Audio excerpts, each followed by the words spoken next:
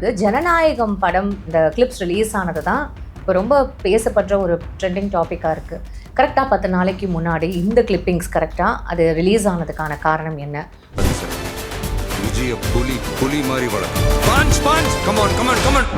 இப்போ இது ரிலீஸ் பண்ணால் அவங்களுக்கு அது ஒரு பெரிய ஒரு கோடி கணக்கில் அவங்களுக்கு தேர்தலுக்காக எடுக்கப்பட்ட திரைப்படம் தேர்தல் முடிந்ததற்கு பின்பு வெளியானால் அந்த ரிசல்ட்டுக்கு அது வந்து பயன்படாது. அவருடைய நட்டத்தை ஈடுகட்டுகிற விதமாக நான் திரும்பவும் சினிமா படப்பிடிப்புக்கு போகிறேன், மீண்டும் நடிக்க போகிறேன் என்று சொல்வதற்கு அவரை அடைச்சி வச்ச கேட்ட அவரே ஓப்பன் பண்ணுறதுக்கு இதை ஒரு வாய்ப்பாக பயன்படுத்தி கொள்ள முடியுமா? முடியாது.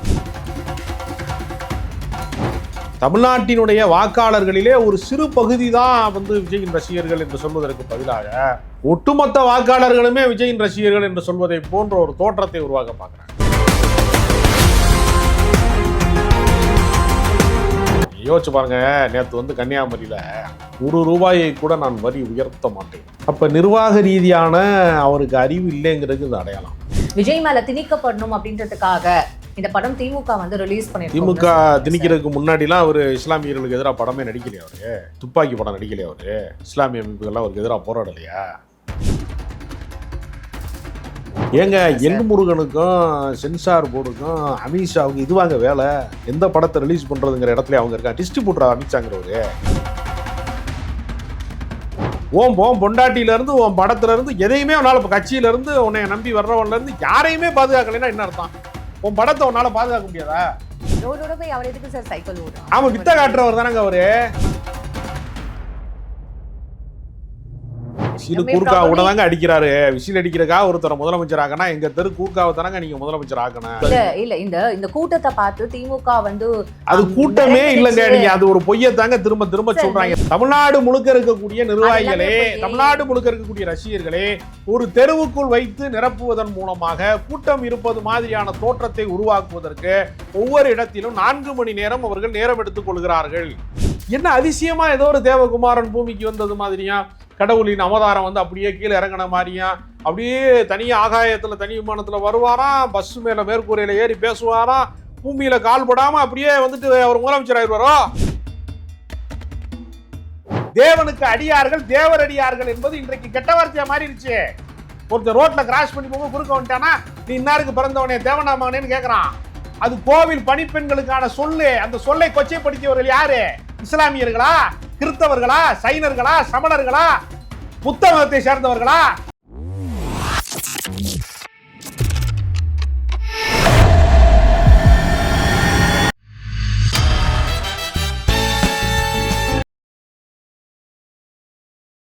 பிபிடி சினிமா நேயர்கள் அனைவருக்கும் வணக்கம். இன்னைக்கு நம்மளோட மூத்த பத்திரிகையாளர், பொலிட்டிக்கல் விமர்சகர் ராஜகம்பீரன் அவர்கள் தான் இணைஞ்சிருக்காரு. நிகழ்ச்சிக்கு போகலாம். சார் வணக்கம். சார் வணக்கம். எப்படி சார் இருக்கீங்க? நல்லா இருக்கேன். இப்போ தேர்தல் கிளம்பி இன்னும் ஹார்ட்லி ஒன்லி 10 days அப்படி ஒரு சூழல். ஒரு வாரம் தாங்க இருக்கு. ஒரு வாரம் தான் இருக்கு. தேர்தலுக்கு தான் ஒரு 10 நாள் இருக்கு. ஆமா, ஒரு வாரம். தேர்தல் பிரச்சாரம் தீர்வதற்கு ஒரு வாரம் தான். 20ஆம் தேதியோட தான் லாஸ்ட். சார் இப்படி இருக்கும் பொழுது ஜனநாயகம் படம் இந்த கிளிப்ஸ் ரிலீஸ் ஆனது தான் இப்போ ரொம்ப பேசப்படுற ஒரு ட்ரெண்டிங் டாப்பிக்காக இருக்குது. கரெக்டாக 10 நாளைக்கு முன்னாடி இந்த கிளிப்பிங்ஸ் கரெக்டாக அது ரிலீஸ் ஆனதுக்கான காரணம் என்ன? சிறுபான்மையரை தாக்குற மாதிரியான ஒரு விஷயங்கள், அதாவது முஸ்லிம்ஸ்னா ஒரு தீவிரவாதி அப்படின்னு சொல்லிட்டு தொடர்ந்து இவர் வந்து எல்லா படங்கள்லையும் காமிச்சிட்டு வர மாதிரியும் சொல்லப்படுது. அமீர் அவர்கள் கூட ஒரு குரல் கொடுத்துருக்காங்க இதுக்கு. ஆனால் அதை முழுசாக நீங்கள் படம் பார்க்கல. படம் பார்க்காத போது எப்படி இந்த மாதிரியான ஒரு விமர்சனம் வைக்கிறீங்க அப்படின்னு சொல்லிட்டு ஒரு சாரா தரப்பு பேசிட்டு இருக்காங்க. இதை நீங்கள் என்ன சார் சொல்ல போகிறீங்க?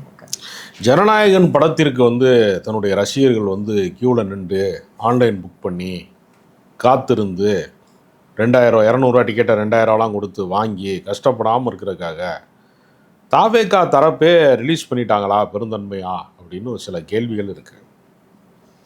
அவசியம் இல்லைல்ல சார்? ஆமாம், அவசியம் இருக்கு. அவசியம் இல்லாமலாம் இல்லை. இப்போ இது ரிலீஸ் பண்ணா அவங்களுக்கு அது ஒரு பெரிய ஒரு கோடி கணக்கில் அவங்களுக்கு தேர்தலுக்காக எடுக்கப்பட்ட திரைப்படம் தேர்தல் முடிந்ததற்கு பின்பு வெளியானால் அந்த ரிசல்ட்டுக்கு அது வந்து பயன்படாது. அதனால கோடிகளில் வந்து லாஸ் ஆனாலும் பரவாயில்ல, இந்த படத்தை வந்து ரிலீஸ் பண்ணி. இல்லை, அதில் இன்னொரு ஆதாயம் இருக்கிறது. என்ன ஆதாயம் இருக்குன்னா, இந்த தயாரிப்பாளருக்கு இந்த மாதிரி லீக்கேஜினால நட்டமடைந்து விட்டார்.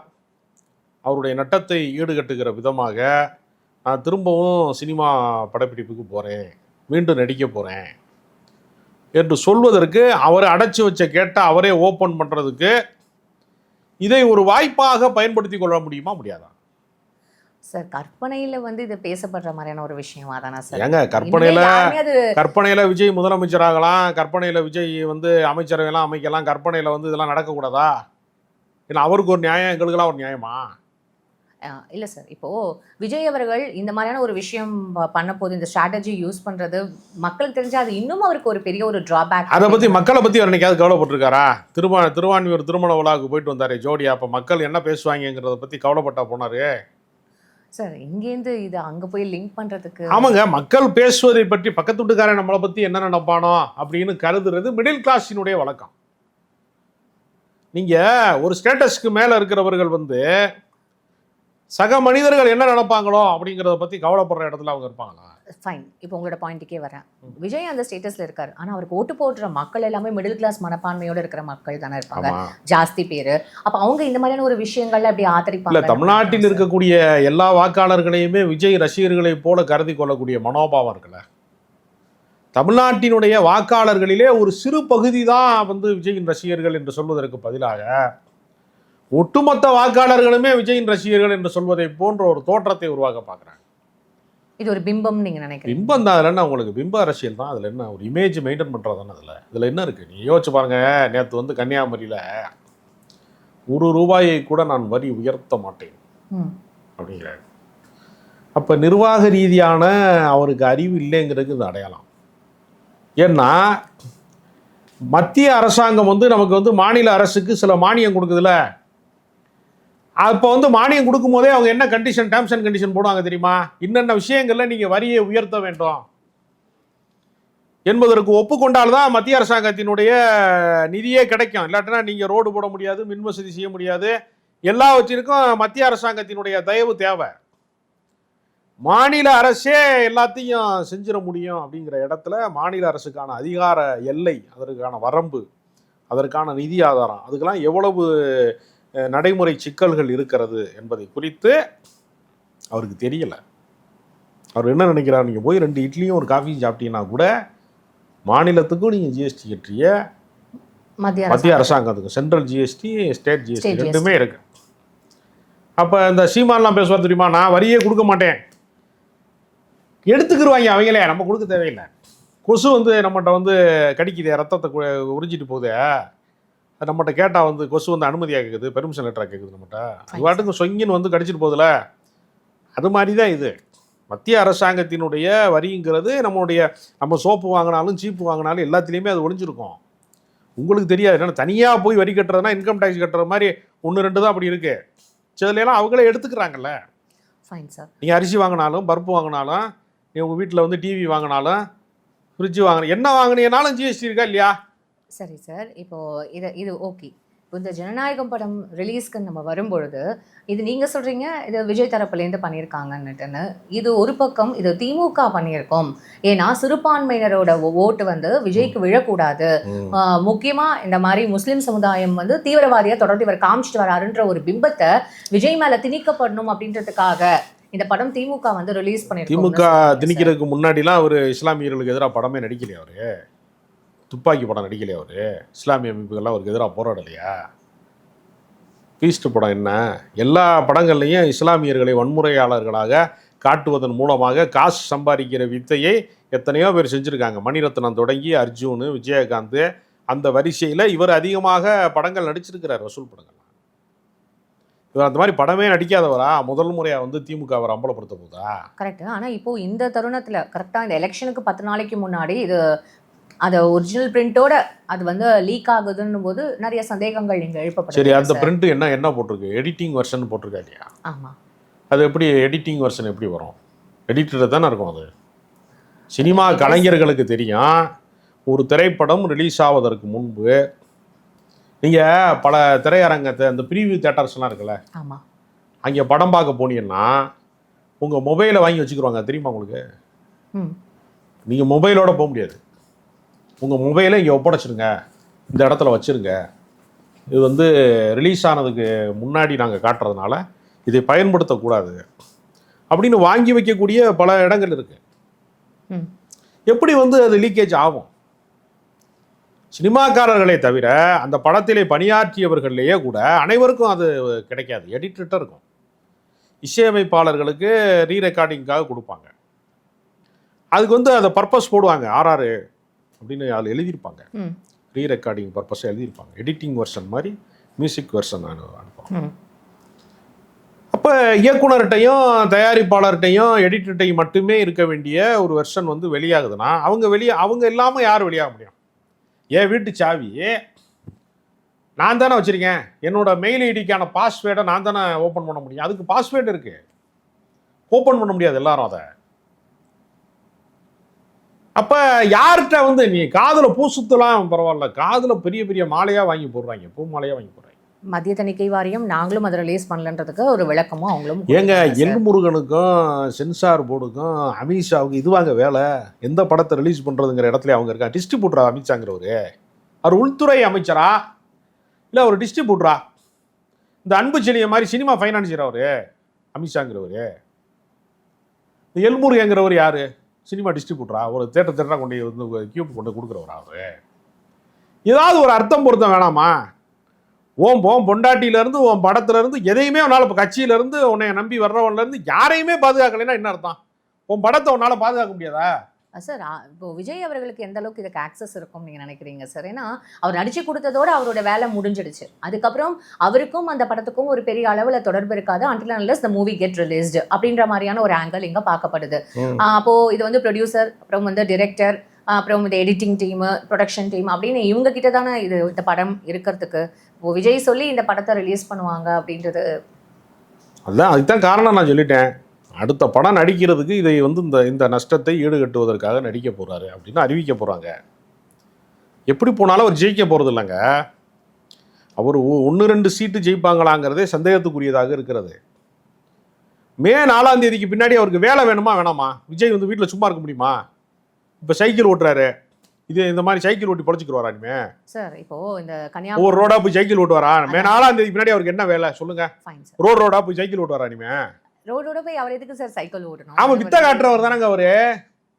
நீங்க சர்க்கஸ் வந்து ஒவ்வொரு ஊரா போய் வந்து பாம்பே சர்க்கஸ், சைனா சர்க்கஸ்லாம் போறாங்க தெரியுமா சார்? கன்னியாகுமரியில அவர் வித்த காட்டுறது தானங்க அவர் வேலை.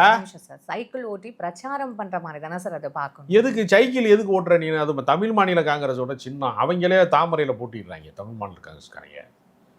ஜி.கே. வாசனே சைக்கிள் சின்னத்தை விட்டுட்டாரு. அவர் ஓட்ட வேண்டிய சைக்கிள் நீ எதுக்கு எடுத்து விட்டுற? இது நீங்க யாரோட சைக்கிள் இது? இல்ல சார், இது வந்து நீங்க சொல்றது ஒரு அரசியல்வாதி வந்து சைக்கிள் ஓட்டி காட்டுறதுக்காங்க அரசியல்வாதி அவரு. சைக்கிள் ஓட்டி பிரச்சாரம் பண்றாரு சார், விசில் அடிக்கிறாரு. அந்த ஆங்கிள் நீங்க ஏன் சார் பார்க்க மாட்டேங்கிறீங்க? கூர்க்கா உடனே அடிக்கிறாரு. விசில் அடிக்கிறக்கா ஒருத்தர முதலமைச்சர் ஆக்கணும். எங்க தெரு கூர்க்காவை தானங்க நீங்க முதலமைச்சர் ஆக்கணும், எம்எல்ஏவாவது ஆக்கணும், நீங்க கவுன்சிலர் ஆக்கணும் சார். அது அவரோட கூர்க்காவை முதலமைச்சர் ஆக்க முடியாதுங்க. தமிழ்நாட்டுல கூர்க்காக்களை முதலமைச்சர் ஆக்க முடியாது. கண்டக்டர் விசில் அடிக்கிறாரு, அவரை முதலமைச்சராக்க முடியுமா? காலையில வந்து தூய்மை பணியாளர்கள் வந்து நமக்கு வந்து நம்ம வந்துட்டோங்கிறதுக்காக விசில் அடிக்கிறாங்க. அவங்க யாரை முதலமைச்சராக்குவது? விசில் ஊதுவதனால ஒருத்தரை முதலமைச்சராக்கணும்னா தூய்மை பணியாளரை ஆக்குவதா, கூர்க்காவை ஆக்குவதா, இல்ல யாரை வந்து கண்டக்டர் ஆக்குறதா, யாரை ஆக்குறதுன்னு ஒரு பெரிய குழப்பம் இருக்கா இல்லையா தமிழ்நாட்டுல? இல்ல சார், இது அப்படி எடுத்துக்கிறது இல்ல சார். அவரோட சின்னம் அது, அந்த சின்னம் அவருக்கு கொடுக்கப்பட்ட சின்னம், அதனால அவர் அதை பிரச்சாரம் பண்றாரு. அது அப்படி அந்த ஆங்கிள் தானே சார் பார்க்கணும். அதுக்காக இந்த சின்னம் கையில வச்சிருக்கிறவங்க எல்லாருமே தாவேக்காக்கு சப்போர்ட் பண்றவங்கன்றத நீங்க பேசுவீங்களா? அப்படி இல்லையே. அப்புறம் அப்ப இதை மட்டும் நீங்க எப்படி அந்த ஆங்கிள் இல்ல அதை வச்சுக்கிட்டு அதுதானே தகுதி உங்களுக்கு? ரெண்டா தகுதி இருக்கு. விசில் அடிக்கிறதா இல்ல இந்த கூட்டத்தை பார்த்து திமுக வந்து அது கூட்டமே இல்ல.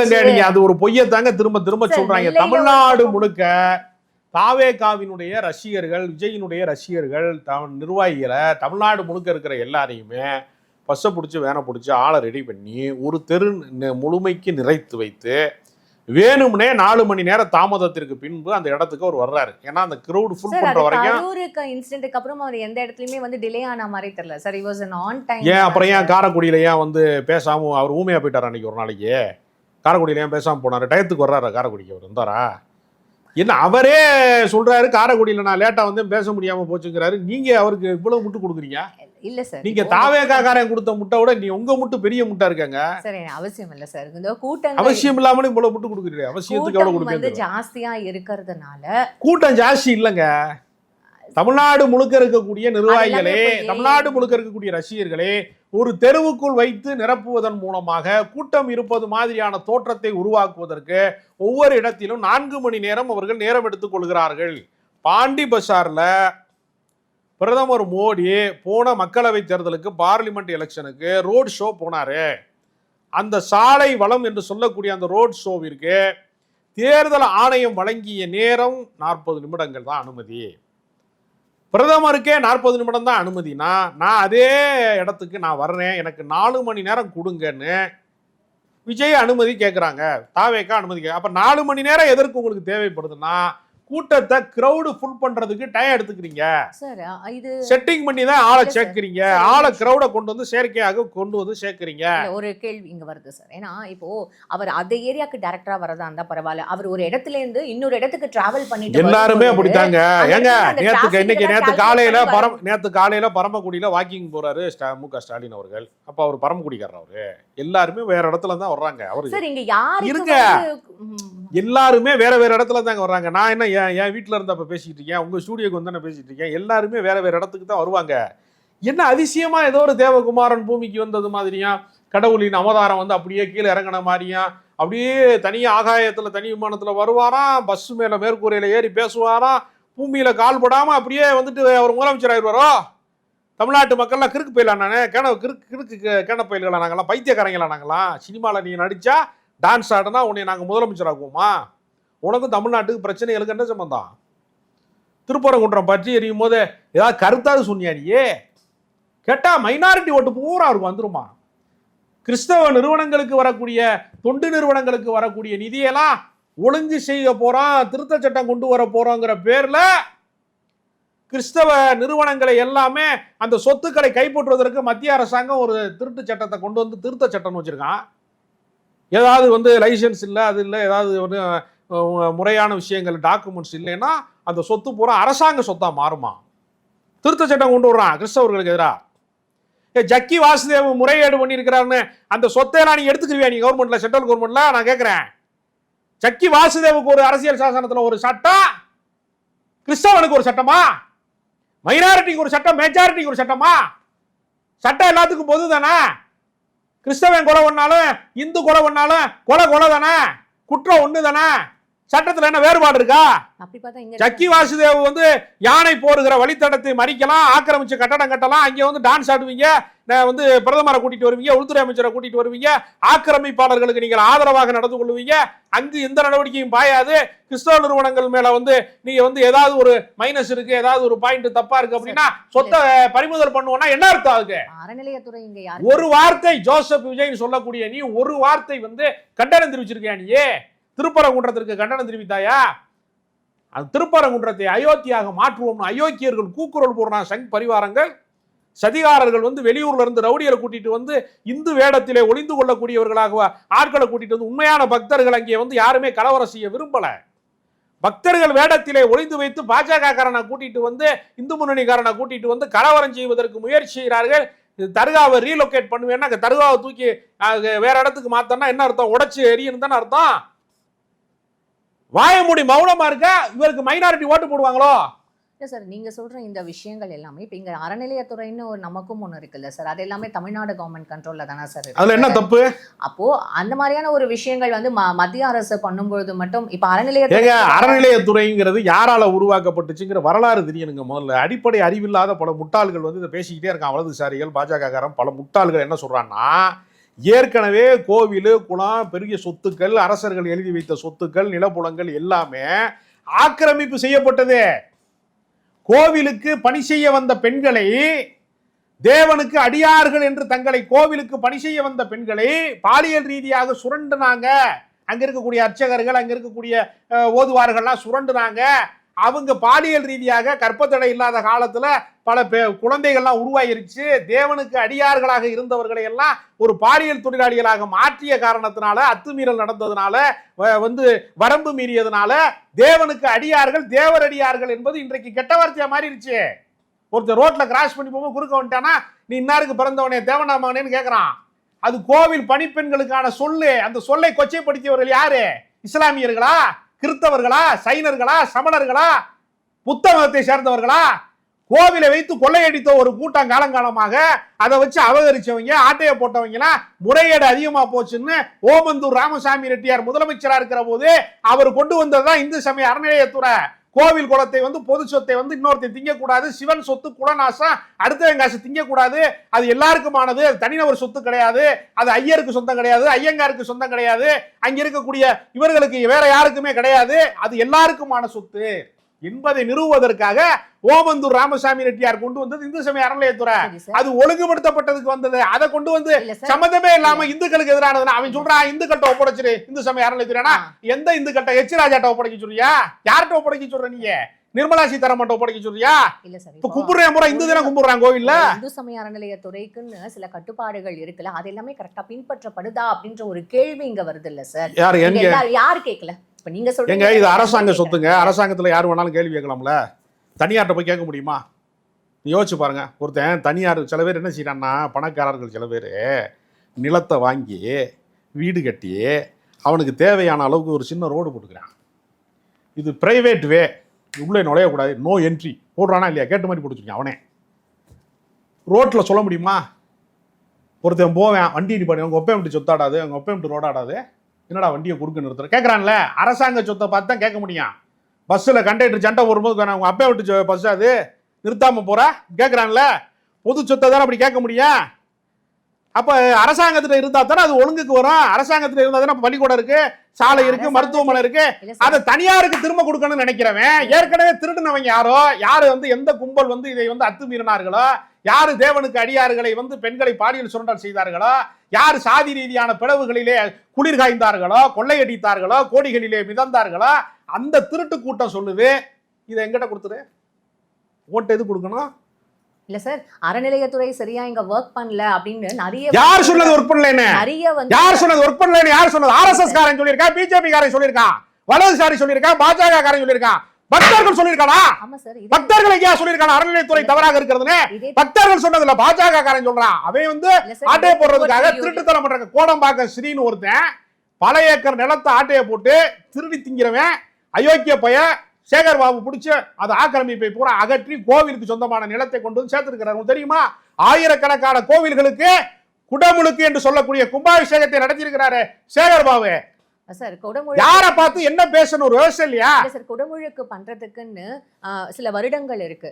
எல்லா 1000 கோவில்ல நாங்க குடமுழுக்கு பண்ண போறோம் அப்படின்றதுக்காக இந்த குறிப்பிட்ட வருடத்துக்குள்ள அதை குடமுழுக்கு பண்ணக்கூடாது அப்படின்ற ஒரு சில அதெல்லாம் எல்லாரையும் கேட்டு அங்க இருக்கக்கூடியவர்கள் எல்லாம் அவர்களோட ஆலோசித்து தான் செய்யறாங்க.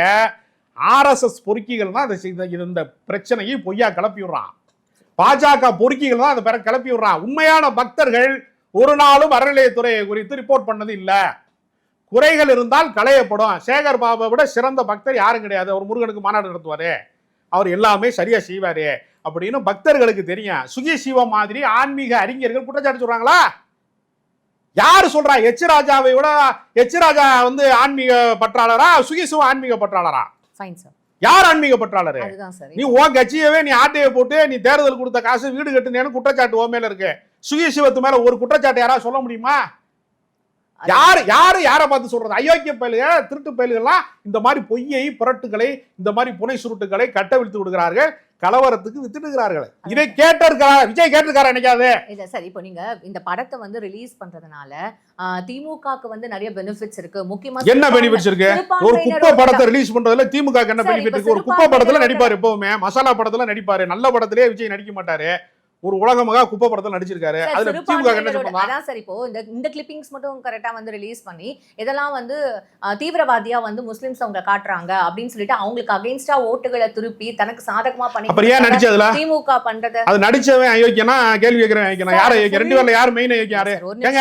நான் தீவிரவாதியா படம் எடுப்பனா இருங்க, நான் தீவிரவாதியா படம் எடுப்பனா அந்த படத்தை வெளியிடுறவன் குற்றவாளின்னு சொன்னா படத்துல ஏன் நீ தீவிரவாதி நடிச்சாச்சு பதில் சொல்லுமா? சார், இது கிளிப்ஸ். நான் திருப்பி அதான் சொல்றேன், இது கிளிப்பிங்ஸ். அந்த முழு படத்தை பார்த்தவங்களுக்கு மட்டும் தான் தெரியும் இந்த படத்துல அந்த மாதிரியான ஒரு விஷயங்கள் திணிக்கப்பட இல்ல அப்படின்னுட்டு. இந்த முழு படம் நீங்க பாத்துட்டீங்களா? இல்ல, நான் பார்க்கல. அப்புறம் நீங்க எதுக்கு முட்டு கொடுக்குறியா? சார், முழு படம் பார்க்காத நீங்க எங்க முட்டு கொடுக்குறீங்க? வந்ததுக்கு பதில் சொல்லுங்க. தீவிரவாதியா காமிச்சதுக்கு பதில் சொல்லாம சம்பந்தமே இல்லாம பார்க்காத படத்துக்கு நீங்க ஏன் பதில் சொல்றீங்க? நீங்க ஏன் பதில் சொல்றீங்க? நீங்க படம் பார்க்கலையா? பாத்தியெல்லாம் பார்க்கலையா நீங்க? இல்ல, நான் பார்க்கல சார். முழு படத்துல என்ன சொல்லியிருக்காரு? முஸ்லிம்கள் நல்லதுன்னு சொல்லியிருக்காரு. என்ன சொல்ல வரீங்க நீங்க? நிறைய பேர் அந்த மாதிரியான ஒரு விஷயம் தப்பா இங்க சித்தரிக்கப்பட்டது. அந்த படத்துல அந்த தப்பா மாதிரி படம் நடிப்ப நீ காமிக்கல. சித்தரிக்க மாட்டாங்களா? சார், என்ன அந்த படத்தை அந்த சித்தரிக்கப்பட்டது? மாதிரி காமிக்கல சார். முஸ்லிம்ஸ் ஆதரவா தான் இந்த படம் முடியுதுன்ற மாதிரியான ஒரு தரப்பு இங்க சொல்லிட்டு இருக்குங்க நீ சார். ஒன்னும் சொல்ல வேணாம். நீ நல்லவனாவே காட்ட வேணாம். நீ முதல்ல உன் வேலையை பாரு. உன் குடும்பத்தை உன் கட்சியை காப்பாத்துறதுக்கு வழி என்னன்னு பாரு. சைக்கிள் ஓட்டு. இந்த நாட்டை வந்து நீ ஆள்வதற்கு நீ தகுதி இல்லாத. இப்ப நீங்க அந்த சைக்கிள் ஓட்டுறதை ஏன் சார் இப்ப இவ்வளவு தூரம் ஏங்க கோமாளி தாங்க வித்த காட்டுவேன். நீ எதுக்கு சைக்கிள் ஓட்டி காட்டுற? அதுக்கு ஜனநாயகத்துக்காக சம்பந்தம் இருக்காங்க. மக்களுக்கு ஏதாவது மக்கள் பிரச்சனை தீர்ப்பது சம்பந்தமாக ஒரு தலைவன் பேசணும். இதே டிஎம்கே நீ குட்டிக்காரன் அடிப்பியா? அடுத்த தேர்தலில் குட்டிக்காரன் அடிப்பியா? இப்ப நீ சைக்கிள் ஓட்டா அடுத்து குட்டிக்காரன் அடிப்பியா? குரங்கு சட்டையில குரங்கு பெடல் போடுவியா? எலெக்ஷனுக்கு டிஎம்கேக்கு ஓட்டு போடுறதுக்கு அவர் சைக்கிள்ல வந்து தான் ஓட்டு போட்டதுன்றது அது மக்களால ஏற்றுக்கொள்ளப்பட்ட தலைவர். நான் கூத்தாடிகள் கோமாளிகளை பத்தி பேசிட்டு இருக்கும்போது நீங்க குறுக்கு சால் ஓட்டக்கூடாது என்கிட்ட வந்து. அப்போ அவர் இந்த மாதிரி வித்த காட்டினாரா? இல்ல சார் எனக்கு புரியல. சைக்கிள்ல ஓட்டிட்டு வந்து அவர் வந்து அவர் உடல் நலத்துக்கு தான் ஓட்டுறாரு. அவர் தேர்தல் பிரச்சாரத்துல எல்லாம் வித்த காட்டுற வேலையெல்லாம் அவர் செய்ய மாட்டாரு. அவர் எங்கேயாவது மாநாட்டில் சைக்கிள் ஓட்டிருக்காரா ஸ்டாலின்? என்ன பேசுறீங்க? சம்பந்தம் இல்லாம ஏன் பேசுறீங்க சார்? மாநாடுன்றது இல்ல சார், அதே ஈஸியா மக்கள் சந்திப்புக்குள்ள சைக்கிள் ஓட்டினாரா? அவர் ஹெல்த்துக்கு சைக்கிள் ஓட்டுவார், எக்ஸசைஸுக்கு ஓட்டுவார், வாக்கிங் போவார். வாக்கிங் போகும்போது பிரச்சாரம் பண்றதுன்றதெல்லாம் வந்து அதுவும் பொதுமக்களை சந்திக்கிற உரிமை இருக்குல்ல. தேர்தல் ஆணையம் தடுத்திருக்கா வாக்கிங் போறவர்கிட்ட? அப்ப இது சைக்கிள் ஓட்டுறதும் தேர்தல் ஆணையம் ஏதாவது சொல்லி? நான் சைக்கிள் ஓட்ட வேணாம் சொல்ல, நிரந்தரமா ஓட்டு. உனக்கு ஓட்டு போட மாட்டாங்கன்னு சொல்றேன். நான் ஓட்டக்கூடாது. நான் சொன்னேன் நிரந்தரமா ஓட்டு. உனக்கு அதான் எதிர்காலத்துக்கு உனக்கு பயன்படும். உனக்கு வந்து அரசியல் செட் ஆகல. நீ சைக்கிள் நல்லா ஓட்டுற, உன்னை பாராட்டுறேன்னு நான் சொல்றேன். இப்போ இந்த ஜனநாயகம் படம் நீங்க என்ன சொல்ல வரீங்க? ஜனநாயகம் படம் அவங்களே லீகேஜ் பண்ணிருக்காங்க. விஜய் சார்பு அது ஒன்றும் சந்தேகமே கிடையாது. நான் சினிமாவில் பணியாற்றியவன், நான் பல படங்கள்ல வேலை செஞ்சவன், எனக்கு தெரியும் அந்த கதை. ஓடிடில இது ரிலீஸ் பண்ணணும்னு அவர் நினைச்சிருந்தாருன்னு வச்சுக்கோங்களேன். முறைப்படி ஓடிடில அவரே ரிலீஸ் பண்ணியிருப்பாரே சார். அதைத்தான் அவர்கிட்ட கேட்கணும். நான் வந்து தியேட்டர்ல ரிலீஸ் பண்ணல, எனக்கு எப்படியாவது இந்த பணி போட முடியாத ஆளுகிற அரசாங்கத்து மேல பணி போடுறீங்க. நான் ரிலீஸ் பண்ணா இன்னும் நிறைய மக்களுக்கு அது அரசியல் ஆதாயம் இருக்குலங்க. பைசாவும் கிடைச்சிருக்கும், பிரச்சாரத்துக்கும் உதவியா இருந்திருக்கும், அரசியல் அவருக்கு தேவைக்கும் அவருக்கு ஹெல்ப்ஃபுல்லா இருந்திருக்கும்ல. இதுதான் விஜயோட கல்வி. முறையா ஓடிடில போட்டிருந்தா அடுத்த படம் லாஸ் ஆயிருச்சு, நான் அப்படி நடிக்க போக முடியாதுல்ல. இதுனா லீக்கேஜ் ஆயிடுச்சுன்னா எதிரிகள்னு சொல்லி ஆளுங்கட்சிக்கு மேல பழி போட முடியுது. பழி போட்டது மூலமாக மறுபடியும் சினிமாவை ரீஸ்டார்ட் பண்ண முடியுது. அவர் அடுத்த வேலைக்கு போறதுக்கு இது ஒரு அரசியல் ஆதாயம் இருக்குல்ல. ஸோ இந்த மாதிரியான ஒரு விஷயத்த அது வந்து ஒரு பேஸா வச்சு அவர் நெக்ஸ்ட் திருப்பியும் இது பண்றது தான் உங்களுக்கு ஒரு அற்பத்தனத்தை செய்வதன் மூலமாக தன்னை வந்து மீண்டும் சினிமாவுக்குள்ள திரும்புவதற்கு ஒரு வாய்ப்பாக பயன்படுத்தி கொண்டார். சார் நான் இந்த படம் வந்தாலும் ஓடாதுங்க, குப்பை படங்க. அது கடைசி இந்த ஒரு கொஸ்டினோட முடிச்சுக்கலாம் சார். நேத்தி கன்னியாகுமரியில ஒரு விஷயம் சொல்லியிருக்காரு. Special privilege card will be given to all the people. எல்லாருக்குமே வந்து அது கொடுக்கப்படும். இது வந்து ரேஷன் கார்டு, ஆதார் கார்டு முக்கியமா தகுதியுள்ள மக்களுக்கு தான் இது கொண்டு போய் சேர்க்கப்படும்ன்ற மாதிரியான ஒரு விஷயம் இல்ல அப்படின்றது வந்து சொல்லப்படுறது. அந்த மாதிரியான ஒரு விஷயம் வந்து இப்போ அனௌன்ஸ் பண்ணியிருக்காரு இல்ல சார். அவர் ஆளுங்கட்சியா வர போறது இல்லை, அவர் கொடுக்க போறதும் இல்லை. வரமாட்டான்னு கன்ஃபார்மாக தெரிஞ்சதுனால தான் மற்றவங்கெல்லாம் ஆளுகிற இடத்துல இருக்கிறவங்க 2000 ரூபா கொடுக்குறேன்னு சொன்னால் அவர் 2500 ரூபா கொடுக்குறேன் பாரு. தாய் மாமே சீர் கொடுக்குறேங்கிறாரு. தாய் மாமன் சீரை தாய் மாமன் பார்த்துக்கிறேன். அரசாங்கத்தோட வேலையாது. அரசாங்கத்தோட வேலை கல்வி கொடுக்கறது, மருத்துவ உதவி செய்கிறது, மக்களுடைய வாழ்வாதாரத்தை வந்து மேம்படுத்துவது தான் அரசாங்கத்தோட வேலை. தாய் மாமன் சீர் கொண்டு போகிறது, மஞ்சள் தண்ணி ஊற்றுறது, வந்து சேலை எடுத்து கொடுக்குறதுலாம் கவர்மெண்ட்டாக பார்க்குறது கவர்மெண்ட் வேலையாது. மக்களோட மக்களாக இணைஞ்சு முதல்ல நீங்கள் வந்து உங்கள் கட்சிக்காரன் செத்தா முதல்ல துக்கத்துக்கு நேரில் போக பழகுங்க. அப்புறம் தாய் மாமிச்சர்லாம் நீங்கள் கொண்டு வரலாம். சாவு வீட்டுக்கு போகாத நீங்கள்லாம் எங்களுக்கு சீர் கொண்டு வருவீங்கன்னு நாங்கள் நம்புறதுக்கு கேப்பையில் நெய் வெடியுதுன்னு சொல்கிற கதை தான் அதெல்லாம். Fine sir. ஏப்ரல் 23 எலெக்ஷன், மே 4 ரிசல்ட்டு. ஸோ மக்கள் எந்த மாதிரியாக வந்து எதிர்பார்ப்பு நமக்கு வந்து ஒரு கிரியேட் பண்ண போகிறாங்க? ஏன்னா இந்த வாட்டி அரசியல் களம் நிர்ணயிக்கவே முடியல அப்படின்ற நிறைய பேர் வந்து சொல்லிட்டு தான் இருக்காங்க. மக்களோட மனசு எந்த மாதிரி இருக்குது அப்படின்றத பொறுத்திருந்து பார்க்கலாம். உங்களோட கருத்துக்களுக்கு ரொம்ப நன்றி சார்.